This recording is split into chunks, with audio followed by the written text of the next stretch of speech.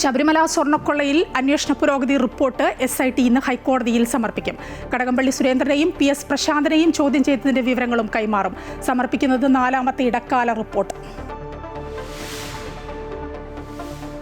നിയമസഭാ തെരഞ്ഞെടുപ്പിലെ കോൺഗ്രസ് കർമ്മ പദ്ധതി മിഷൻ 2026 വയനാട്ടിലെ ക്യാമ്പിൽ ഇന്ന് അവതരിപ്പിക്കും. അടുത്ത മാസം ആദ്യ ആഴ്ചയോടെ സ്ഥാനാർത്ഥി നിർണയം പൂർത്തിയാക്കും. സർക്കാരിനെതിരായ സമരപരിപാടികൾ ഇന്ന് സമാപിക്കുന്ന ക്യാമ്പിൽ തീരുമാനിക്കും. തന്ത്രങ്ങൾ വിലയിരുത്താൻ മുസ്ലിം ലീഗ് സംസ്ഥാന നേതൃയോഗം കോഴിക്കോട്ട് ഇന്ന്.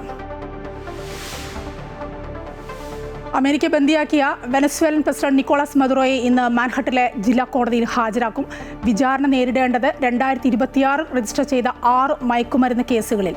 രാജ്യം സാമ്രാജ്യത്വത്തിന്റെ കോളനിയാകില്ലെന്ന് വെനസ്വേലൻ ഇടക്കാല പ്രസിഡന്റ് ഡെൽസി റോഡ്രിഗസ്. ഡൽഹി കലാപ ഗൂഢാലോചന കേസിൽ ഉമർ ഖാലിദ് ഉൾപ്പെടെയുള്ള പ്രതികളുടെ ജാമ്യാപേക്ഷയിൽ സുപ്രീംകോടതി ഇന്ന് വിധി പറയും. പ്രതികൾ സുപ്രീംകോടതിയെ സമീപിച്ചത് ജാമ്യം നിഷേധിച്ച ഡൽഹി ഹൈക്കോടതി ഉത്തരവിനെതിരെ.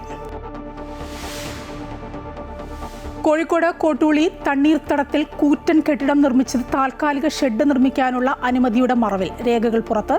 സരോവരം ഡ്രീം സിറ്റിയിൽ നിർമ്മാണം അനുവദിക്കാനാവില്ല എന്ന് കോർപ്പറേഷൻ സെക്രട്ടറി ഹൈക്കോടതിയിൽ അറിയിച്ചിട്ടും കെട്ടിടം പണിതു.